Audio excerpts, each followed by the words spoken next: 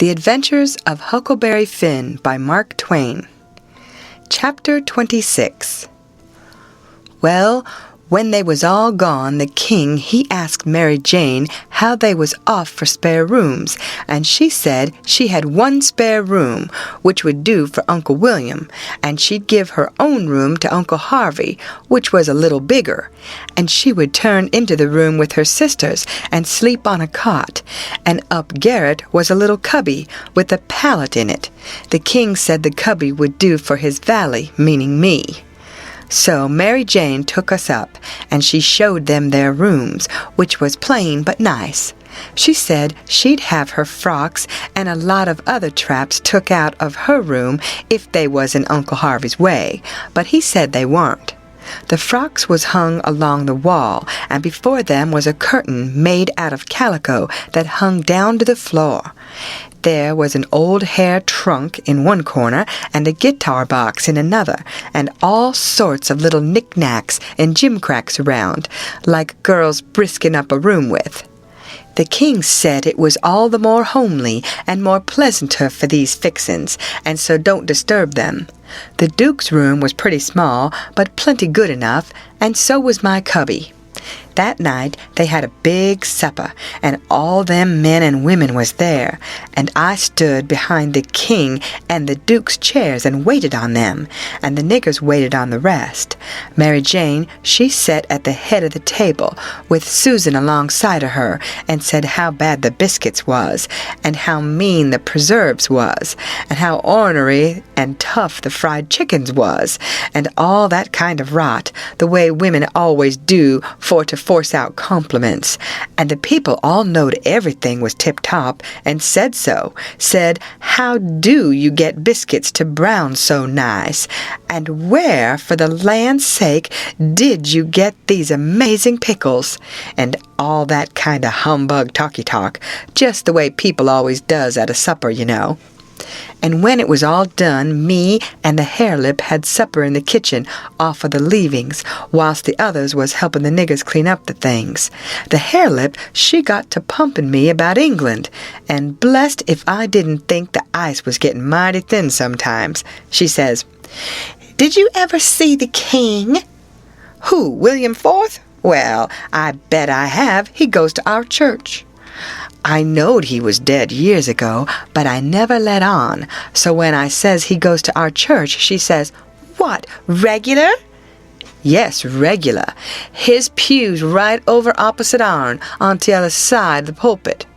"I thought he lived in London." "Well, he does. Where would he live?" "But I thought you lived in Sheffield." I see I was up a stump. I had to let on to get choked with a chicken bone so as to get time to think how to get down again. Then I says, "I mean, he goes to our church regular when he's in Sheffield. That's only in the summertime, when he comes there to take the sea baths." "Why, how you talk! Sheffield ain't on the sea." "Well, who said it was?" "Why, you did." "I didn't nother." "You did." "I didn't." "You did." "I never said nothing of the kind." "Well, what did you say then?" "Said he come to take the sea baths. That's what I said." "Well, then, how's he going to take the sea baths if it ain't on the sea?" "Looky here," I says, "did you ever see any Congress water?" "Yes." "Well, did you have to go to Congress to get it?" "Why, no." "Well, neither does William IV have to go to the sea to get a sea bath." "How does he get it then?" "Gets it the way people down here gets Congress water, in barrels. There in the palace at Sheffield, they've got furnaces, and he wants his water hot. They can't bile that amount of water away off there at the sea. They haven't got no conveniences for it." "Oh, I see now. You might have said that in the first place and saved time." When she said that, I see I was out of the woods again, and so I was comfortable and glad. Next she says, "Do you go to church too?" "Yes, regular." "Where do you sit?" "Why, in our pew." "Whose pew?" "Why, ourn, your Uncle Harvey's." "His'n? What does he want with a pew?" Wants it to set in. What did you reckon he wanted with it? Why, I thought he'd be in the pulpit. Rot him, I forgot he was a preacher. I see I was up a stump again, so I played another chicken bone and got another think. Then I says, blame it, do you suppose there ain't but one preacher to a church? Why, what do they want with more? What, to preach before a king? I never did see such a girl as you. They don't have no less than 17. 17? My land! Why, I wouldn't set out such a string as that, not if I never got to glory. It must take 'em a week. Shucks, they don't all of 'em preach the same day, only one of 'em. Well, then, what does the rest of 'em do? Oh, nothing much. Loll around, pass the plate, and one thing or another. But mainly, they don't do nothing. Well then, what are they for? Why, they're for style. Don't you know nothing? Well, I don't want to know no such foolishness as that. How is servants treated in England? Do they treat 'em better than we treat our niggers? No, a servant ain't nobody there. They treat them worse than dogs. Don't they give 'em holidays the way we do, Christmas and New Year's week and 4th of July? Oh, just listen, a body could tell you hain't ever been to England by that. Why, Joanna, they never see a holiday from year's end to year's end. Never go to the circus, nor theater, nor nigger shows, nor nowheres. Nor church? Nor church. But you always went to church. Well, I was gone up again. I forgot I was the old man's servant. But next minute I whirled in on a kind of an explanation how a valet was different from a common servant and had to go to church whether he wanted to or not and set with the family on account of its being the law. But I didn't do it pretty good, and when I got done, I see she weren't satisfied. She says, Honest Injun now, hain't you been telling me a lot of lies? Honest Injun, says I. None of it at all? None of it at all, not a lie in it, says I. Lay your hand on this book and say it. I see it weren't nothing but a dictionary, so I laid my hand on it and said it. So then she looked a little better satisfied and says, Well then, I'll believe some of it, but I hope to gracious if I'll believe the rest. What is it you won't believe, Joe? Says Mary Jane, stepping in with Susan behind her. It ain't right nor kind for you to talk so to him, and him a stranger, and so far from his people. How would you like to be treated so? That's always your way, Mame. Always sailing in to help somebody before they're hurt. I hain't done nothing to him. He's told some stretchers, I reckon, and I said I wouldn't swallow it all, and that's every bit and grain I did say. I reckon he can stand a little thing like that, can't he? I don't care whether 'twas little or whether 'twas big. He's here in our house and a stranger, and it wasn't good of you to say it. If you was in his place, it would make you feel ashamed, and so you oughtn't to say a thing to another person that will make them feel ashamed. Why, ma'am, he said, it don't make no difference what he said. That ain't the thing. The thing is for you to treat him kind and not be saying things to make him remember he ain't in his own country and amongst his own folks. I says to myself, this is a girl that I'm letting that old reptile rob her of her money? Then Susan, she waltzed in, and if you'll believe me, she did give Harelip hark from the tomb. Says I to myself, and this is another one that I'm letting him rob her of her money? Then Mary Jane, she took another inning and went in sweet and lovely again, which was her way, but when she got done, there weren't hardly anything left of poor Harelip, so she hollered. All right then, says the other girls, you just ask his pardon. She done it too, and she done it beautiful. She done it so beautiful it was good to hear, and I wished I could tell her 1,000 lies so she could do it again. I says to myself, this is another one that I'm letting him rob her of her money. And when she got through, they all just laid themselves out to make me feel at home and know I was amongst friends. I felt so ornery and low down and mean that I says to myself, my mind's made up. I'll hide that money for them or bust. So then I lit out for bed. I said, meaning some time or another. When I got by myself, I went to thinking the thing over. I says to myself, shall I go to that doctor, private, and blow on these frauds? No, that won't do. He might tell who told him. Then the king and the duke would make it warm for me. Shall I go private and tell Mary Jane? No, that doesn't do it. Her face would give them a hint, sure. They've got the money, and they'd slide right out and get away with it. If she was to fetch in help, I'd get mixed up in the business before it was done with, I judge.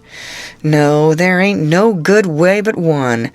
I got to steal that money somehow, and I got to steal it some way that they won't suspicion that I done it. They've got a good thing here, and they ain't a-going to leave till they've played this family and this town for all they're worth. So I'll find a chance time enough. I'll steal it and hide it, and by and by, when I'm away down the river, I'll write a letter and tell Mary Jane where it's hid. But I better hide it tonight if I can, because the doctor maybe hasn't let up as much as he lets on he has. He might scare them out of here yet. So thinks I'll go and search them rooms. Upstairs the hall was dark, but I found the Duke's room and started to paw round it with my hands. But I recollected it wouldn't be much like the king to let anybody else take care of that money but his own self. So then I went to his room and begun to paw around there. But I see I couldn't do nothing without a candle. But I doesn't light one, of course. So I judged I'd got to do the other thing. Lay for them and eavesdrop. About that time, I hears their footsteps coming, and was going to skip under the bed. I reached for it, but it wasn't where I thought it would be. But I touched the curtain that hid Mary Jane's frocks, so I jumped in behind that, and snuggled in amongst the gowns, and stood there perfectly still. They come in and shut the door, and the first thing the Duke done was to get down and look under the bed. Then I was glad I hadn't found the bed when I wanted it.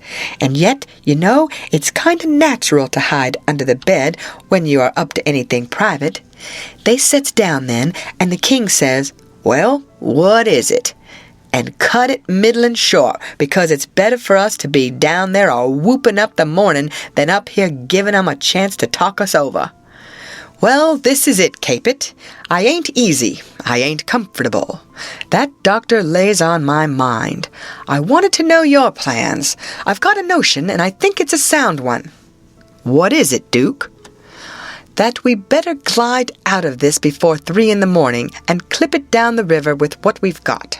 Specially seeing we got it so easy, given back to us, flung at our heads, as you may say, when of course we allowed to have to steal it back. I'm for knocking off and lighting out. That made me feel pretty bad. About an hour or two ago, it would have been a little different, but now it made me feel bad and disappointed. The king rips out and says, "What? And not sell out the rest of the property? March off like a passel of fools and leave $8,000 or $9,000 worth of property laying around just suffering to be scooped in? And all good, saleable stuff, too?"